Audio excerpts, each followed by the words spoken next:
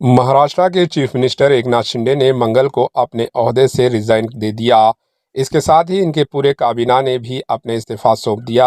महाराष्ट्र के गवर्नर राधाकृष्णन ने उन्हें अगली हुकूमत की तश्कील होने तक अपने ओहदे पर बने रहने को कहा। महाराष्ट्र के चीफ मिनिस्टर के इस्तीफा के साथ ही नए चीफ मिनिस्टर से मुताल्लिक जारी बहस बरकरार है। अब ये तय माना जा रहा है कि मंगल को बीजेपी अरकान असम्बली की मीटिंग के बाद ही चीफ मिनिस्टर के नाम का भी ऐलान आज हो जाएगा। इससे पहले चीफ मिनिस्टर एकनाथ शिंदे देवेंद्र फडणवीस और अजित पवार और दीगर लीडरान के साथ राजभवन पहुंचे और गवर्नर राधाकृष्णन को अपने इस्तीफा सौंप दिया। अब यह तय माना जा रहा है कि देवेंद्र फडणवीस ही नए चीफ मिनिस्टर होंगे। शिवसेना एकनाथ शिंदे ग्रुप के सरबराह एकनाथ शिंदे ने अपने ओहदे से मंगल को इस्तीफा बीजेपी के अरकान असम्बली की मीटिंग से ठीक पहले दे दिया। वाज़ेह है कि मंगल को बीजेपी के अरकान असम्बली के लीडर मुंतखब किया जाएगा। इसके लिए मुनक्किद होने वाली मीटिंग में मरकजी वज़ीर दाखिला अमित शाह भी शामिल होंगे।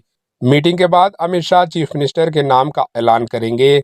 दरअसल महाराष्ट्र असम्बली इलेक्शन 2024 में महायुति एनडीए को 288 में से 235 और महाविकास अघाड़ी को 47 सीटें पर जीत मिली। आज़ाद उम्मीदवार और एआईएमआईएम को एक आज़ाद उम्मीदवार को 5 सीटें जीत पाए।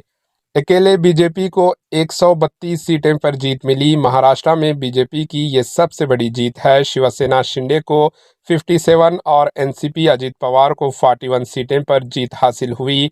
महाराष्ट्र विकास अघाड़ी में शिवसेना उद्धव ठाकरे को सिर्फ 20 सीटें पर जीत पाए। इसके अलावा कांग्रेस को 16 और शरद पवार की एनसीपी 10 सीटों पर सिमट गई। समाजवादी पार्टी को भी 2 सीटें पर जीत हासिल हुई है। Bureau report AHN news. AHN news को लाइक करें, शेयर करें और सब्सक्राइब करना ना भूलें।